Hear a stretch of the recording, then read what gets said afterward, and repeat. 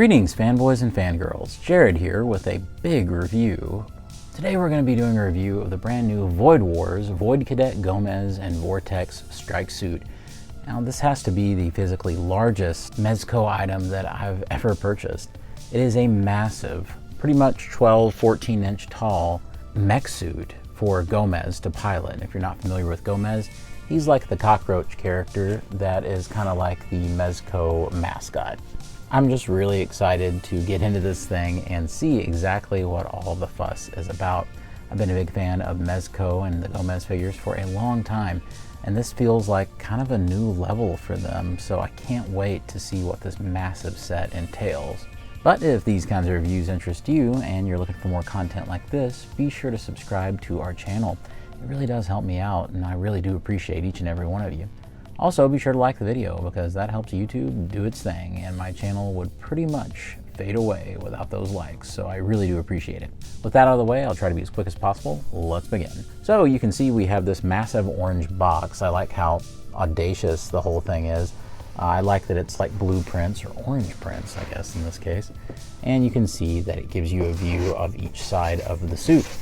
And even though the slipcover is pretty cool, the box inside is much cooler. You can see that it pretty much has a view of Gomez in the cockpit, and on the side there he is, and on the back you can see the back of the mech suit, and over here he's at another angle. They stay true to the design with his hilariously placed Gatling gun, and at the top you can even see Gomez piloting from below, so I really think that this is a great packaging design.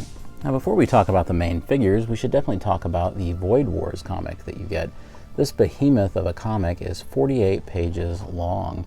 You've got just everything imaginable in here, from giant space battles to enough Star Wars references to shake a stick at, and some of the most hilarious fake commercials I've ever seen for products that aren't real. I just think that this is great. I definitely don't want to spoil the comic because I'm sure you can look it up online if you want to see it. It even has a beautiful art gallery of different pieces that different artists have done. I'm especially partial to this one. I think this is just gorgeous. So this is a hugely impressive presentation. It's well printed and it's in giant size. So it's incredible that Mezco puts that much effort into their lore. And for full transparency, the diorama in the background is not included with this figure. And that was with a previous Gomez. All right, friends, so let's go ahead and look at the Gomez figure that you get. This Gomez is meant to reflect an era in comics where science fiction was king in the 50s and the 60s when we were in the space race. And that's definitely the kind of science fiction that this Gomez invokes. I really love the bright colors that they've chosen. It's definitely different than what I would have imagined, I guess because I was imagining something a little darker. But I am really glad that they went in kind of the retro direction because I think it matches a lot of the things that they've done before with Gomez. And the great thing about him is he's just a versatile kind of mascot character. It does seem like he can fit in practically any situation. I mean, think about the last Gomez figure that we got. Almost on purpose, Union Gomez here is probably the most opposite that you could possibly go with this character. Yet both looks are completely natural for this guy, so he truly does have that kind of versatility that a good mascot character would need. A lot of people have looked at this and they've made some comparisons to certain fictional characters.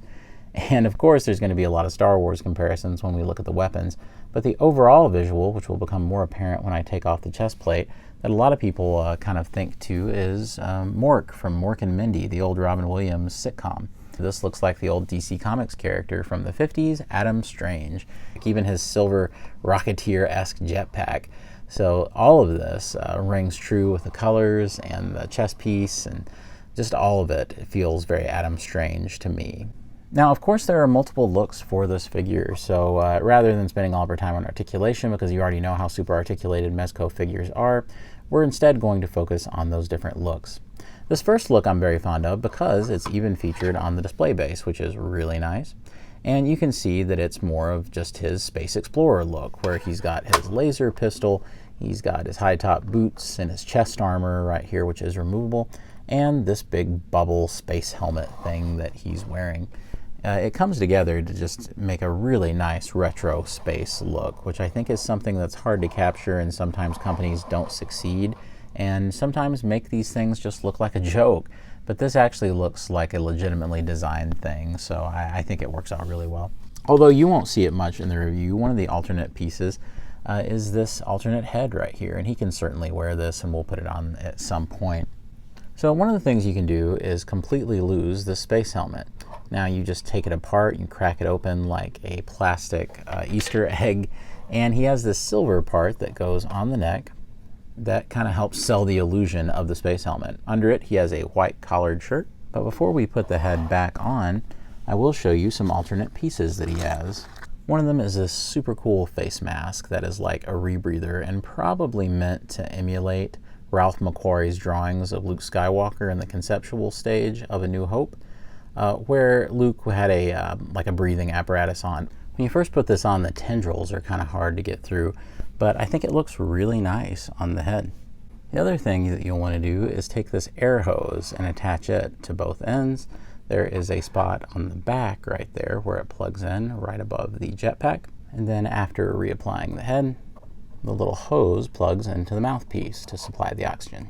And voila, he's all geared up in his face mask. Now, for as nice a look as this is, it does obscure Gomez's face a little bit, so that would probably be the only thing that would kind of keep me from having this on a little more frequently, but I really do like it. And of course, Gomez can be equipped with his zip saber. If you're going to do any kind of Star Wars homage, you need an equivalent to a lightsaber. This kind of does look like a Walkman or something like that, like a cassette tape player, and you can clip it onto the belt. Now, you can also remove this blaster clip, but these clips can be a little frustrating to place and certainly can feel a little strange trying to get them to clip onto the sides of the belt. It also interferes quite a bit with the jetpack, and the jetpack is magnetic, by the way, and it is a dead ringer for the Rocketeer jetpack. It's just missing a little splotch of bubble gum, I guess.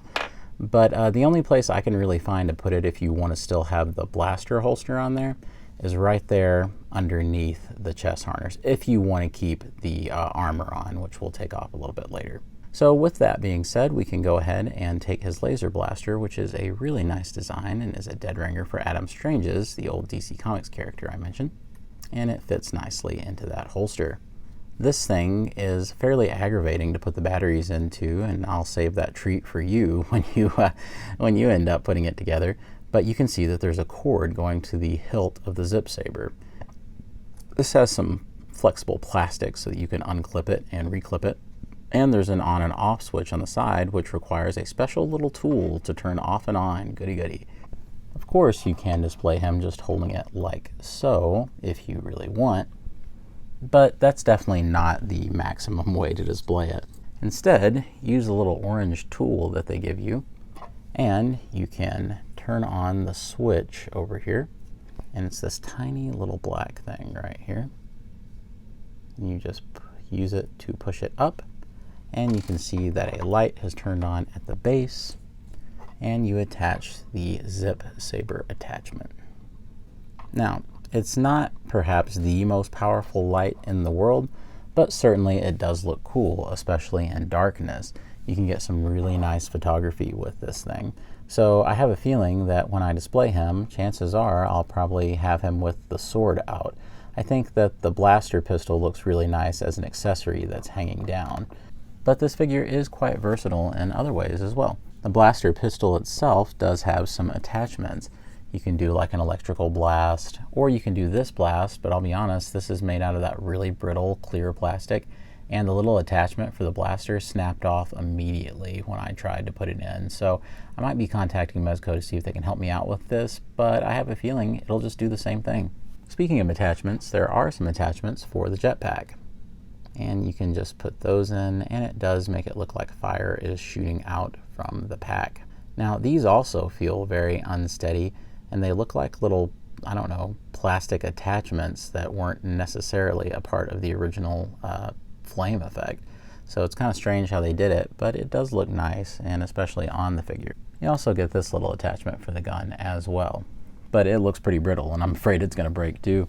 Now, the one last thing you can do is that you can take this armor off. Now, what I like to do is just unclip it from here, but I'll just show you a professional photo of it without that. The articulation is really primo on this guy. Nothing is inhibited.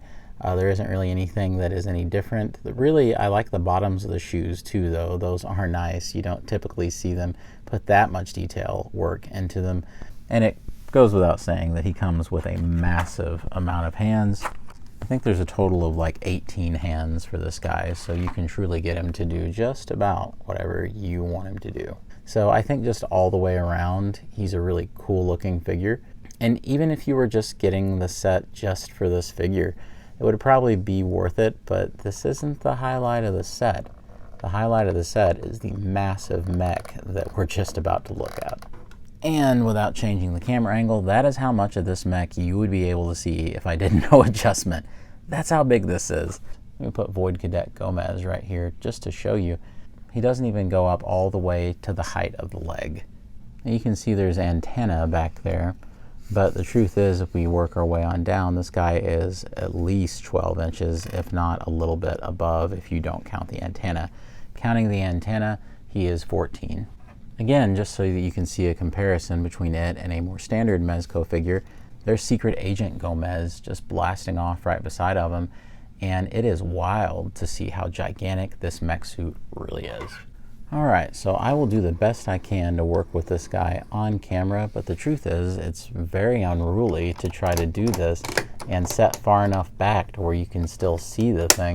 Just the sheer detail on this is really insane. But just so that you can see all of this incredible shading and all these tampographic details that's been applied, and just the paint work is on a different level than what we even usually see from Mezco. Every little bolt and piece of wear. Not only that, but there is a bevy of features on this thing, both inside and outside the cockpit. Not to mention lights and sounds. Quickly just looking at the side profile, you can see that it loses absolutely nothing in profile either. It's incredible. And again, to the back, no detail has been left to the imagination. Everything you can imagine them doing for some kind of deco hit or detail, they've done it. Even something like the battery compartment, they have worked into the design as an actual latch release so that when you take it off, it feels like it's something that it should have been able to do. But this might be a cool time to show you some of the lights and sounds.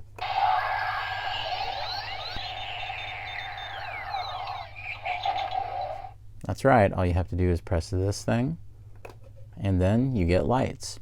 Yes, they really are this bright. I've not had to turn off any of my lights. These things are unbelievably glowy. And they look a little more white on camera than they actually are. Truly, they're a little more green than this, but that just gives you an idea of just how bright these things are. And just the amount of light that's coming off of these is insane. I can turn off every single light down here, and these would still light up the room. And you can even see the presence of it from the front. As a matter of fact, let me turn it around.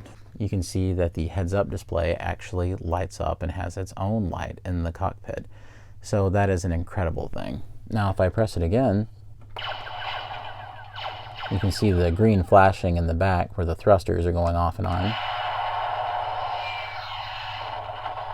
Some swooshing sound effects. And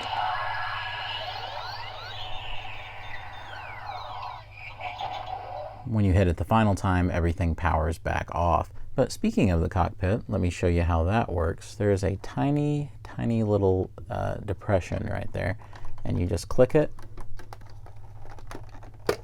and it pops open. And on the inside, you can see how cool the seat is, and all the little speakers and things that are all around Gomez. You can even see how cool the heads-up display is right there, and these little control levers which have the ability to rotate out and rotate to the sides. All of this just really does show their commitment to the details inside of the cockpit. And we could spend all day talking about it, but you know, of course we're going to put Gomez in there so that you can see how that looks. Of course, I have swapped him out to the two holding hands so that he'll be able to man the controls. Now, one thing you want to make sure of before you close the cockpit, and believe it or not, this is kind of a funny thing, is you have to watch out for his antenna. So you have to be careful because you see this harness piece, it's going to come down, and if you don't have the antenna cleared, it may kind of drag them a little bit. So you want to avoid that and position the head after you position those antenna. So I kind of just work with them from here and get everything the way I want, because the harness can be a little cumbersome and it can kind of get in the way of what you want to do, especially if you have the oxygen mask on. You see how that tube is kind of messing with things a little bit. It's also kind of hard to close this. I feel like there's a lot of pressure. I guess the mechanism needs a lot of pressure to reset. All right, and there you go. Gomez is in the cockpit, and especially you can see that it looks really nice because the scale is there. Definitely this is a sizable kind of thing. But if I take a regular sized Mezco figure like Krig 13 here, which is probably the most appropriate substitute for the villain in the piece, and you can see that it's a really massive difference. Of course, we're going to get into some articulation stuff, and I think I'll do it while Gomez is setting in there. I think that would be fun. Now, the best way I feel like I can do this is to have the camera kind of stationary to the side while I set and kind of manipulate the figure to show you all of the articulation. This guy does have some cool hidden features. If you press this little rectangular button, he has some rockets that I guess could be fired from his shoulder. Same on the other side. And it goes a long way in making you feel like this is a walking arsenal. Down here we have a hilariously placed gun, and you can see that it just pops out right there. So let's talk articulation, and I hope that this setup kind of works as an optimal way to show it. You can, of course, ratchet the arms all the way around. It's a very tight ratchet, which is good because you want this to be able to withstand a whole lot of weight when it's holding things. You can also swing the arms out about that much, and then it kind of gets in the way of the shoulders a little bit. Not only that, but there is a rotation here at the bicep of the mech suit. And you can pretty much go 360 with that. Also, we do have an elbow joint, which can go pretty much all the way around, and it works really well. It can even go beyond 90 degrees, which I like. There is a rotation at the wrist, so you can bring it all the way around too. But most impressive is probably the hand articulation, honestly. I didn't expect it to do all the things that it does, but you have a thumb that is posable right there. You actually can move the thumb at the joint of the knuckle. There are 3 different joints for each of the fingers, so you can get some really tight grasps. The same for this hand. So it was just very impressive and cool, and I want to try something that I've not yet to see just how tight of a grasp you can get with this, because we have an accessory that grasp is mostly meant for. But before that, I just want to see something. I'm going to take one of my black skulls right here. Yeah, he can hold this guy up like nobody's business, so that will lead to some really cool posing. The fun doesn't end there, though. You can see with the legs down here, they can ratchet out a little bit and ratchet in a little bit. So it's cool to have those options. There's ratchets going up and down.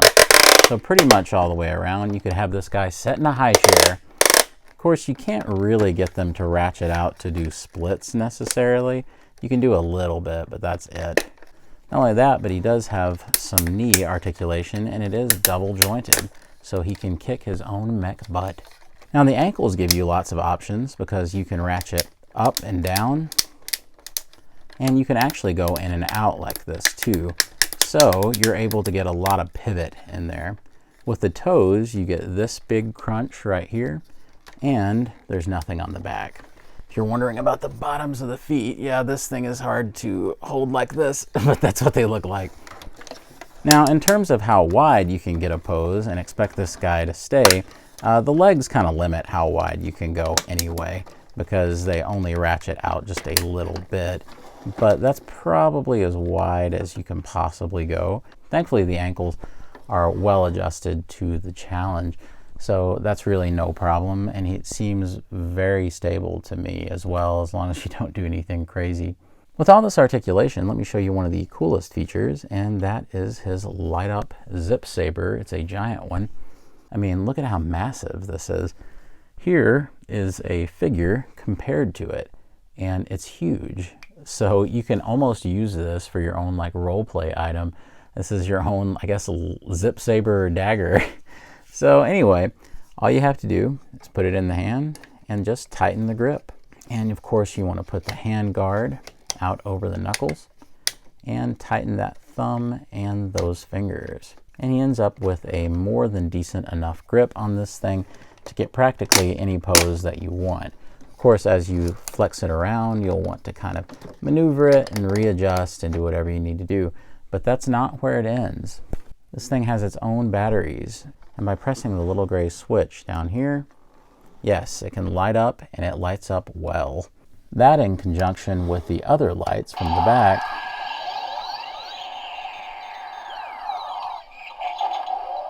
and you have a very illuminated display. So just a little bit more darkness so that you can more closely see what I'm talking about with those light effects. And you can get pretty much any pose that you desire with this thing. It's just an incredible display piece. Now let me talk about some small quality hiccups that I had with mine, some of which just fall into the more bizarre than anything. As I got this guy out of the packaging, I could already tell that there was a piece of broken off plastic on the inside, and it rattles as I move it sometimes. You can hear it, and it's very strange. So I don't really know what that's about. I've tried different ways to kind of find spots that I could work it out of the mech, but there is a little piece of loose plastic in there. I think maybe the best thing for me to do would be to find a small opening and maybe put just a dab of glue in there and then just glue that piece in so that it isn't just rattling around sometimes. There appears to be nothing that it's affected, so who knows. The other thing that I had a small problem with is that this part of the leg can come off. Now you can see that nothing is broken or anything like that, but I'm fairly sure that glue went in here and it just wasn't quite strong enough to hold it in.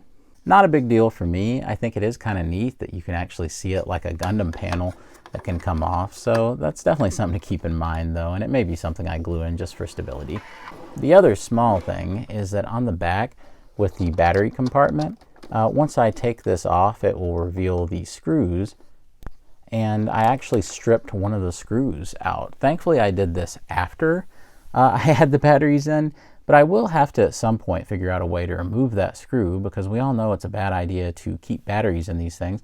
Thankfully this does include all the batteries that you'll need, including the AA's, the 3 that go in the back here, and all of the different watch cell batteries you'll need for things like the zip sabers. The only other drawback I can think of is probably the price. Now don't get me wrong, I really do think that you are getting a fairly appropriate value here. I mean, this thing is gigantic, huge, limited run, and it's just kind of a behemoth and will change your Mezco display forever. But at the same time, it's $350 plus shipping. Now, I did what I could with my Mezco points to try to help me out on this guy, and help me out they did a little bit. So I took the edge off some of that price.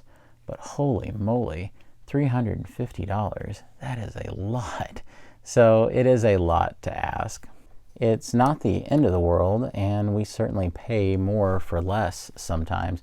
And I don't know about you guys, but I would much rather have this than, say, a hot toy, because this feels so much more substantial. You're not only getting a really high quality figure that would be a $100, $80, whatever you want to say, value. You know, they've not cut down on accessories at all or anything like that. But you're also getting this massive mech that truly is kind of a one-of-a-kind toy event. But of course you also get this incredible 1/12 scale action figure that looks so great with the mech suit and looks awesome on its own. I think really in the end it's only the kind of foibles that Mezco always deals with that drags it down a little bit. Things like the connection points breaking on some of the accessories. Things like weird little quality mishaps and things maybe not being glued in as much as they should be. Just things like that, quirks of some of Mezco's stuff in production. Also worth noting that when you do have his armor off, you can see that there are some slight indentions on this vinyl V. So you have to be kind of careful about how long you leave that chest armor on. Probably a good idea to just display him like this for the long haul so that you don't have those issues, and only put the chest armor on for photography. Either way though, this is an incredible set, and it's definitely not one that's right for every collector, and I'm sure there'll be plenty of folks that just pass on this. But for the Mezco faithful and the hardcore like me, then it's pretty much a no-brainer that you have to add it to your collection. In the end, I could definitely see this figure being in the conversation for Figure of the Year for 2023, just because of what a massive achievement it is, and I've had a great time posing it around. Alright friends, I've tried to be a little more brief with this so that this review wasn't forever and ever. I'm sure that there's some other little features and things that I've probably missed. Be sure to tell me about those down below. I know that you can put this guy in the back, and there's a little like cargo compartment for weapons and things on the Mech. So I know that those are some things I didn't get a chance to talk about. Also, be sure to leave me a comment down below telling me what you think about this guy. Do you think that he's worth the exorbitant price? Or do you think only crazy people like me would buy something like this?